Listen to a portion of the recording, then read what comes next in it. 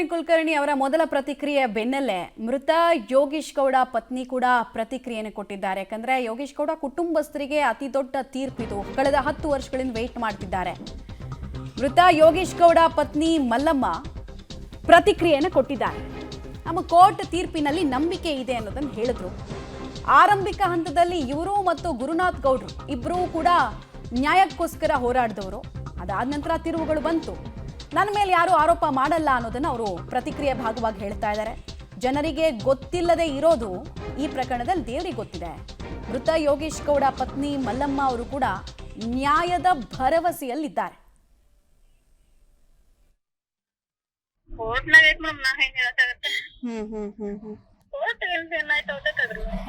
ಅವ್ರ ಅನ್ಕೊಂಡಾರ ಅಂತ ಹಂಗ ಆಗ್ಬಿಡ್ರಿ. ಸತ್ಯದ ಗೆಳೆಯನ ಸರಿ ನಾವ್ ಯಾರ ಮೇಲೂ ಮಾಡಲ್ರಿ.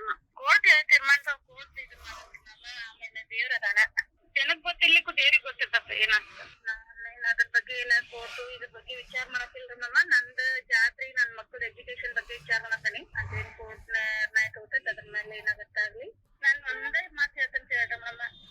ನನ್ ಗಂಡಗೆ ಏನ್ ಅನ್ಯಾಯ ಆಗೈತಲ್ಲ ಅದ ದೇವ್ರ ತೋರಿಸ್ಲಿ. ನಾ ಬೇರೆದವ್ರ ಯಾರ ಮೇಲೆ ನಾನಾಗ್ಲಿ ಮತ್ತೊಬ್ರಾಗ್ಲಿ ಯಾರ ಮೇಲೂ ಇದು ಮಾಡ್ತೀರ.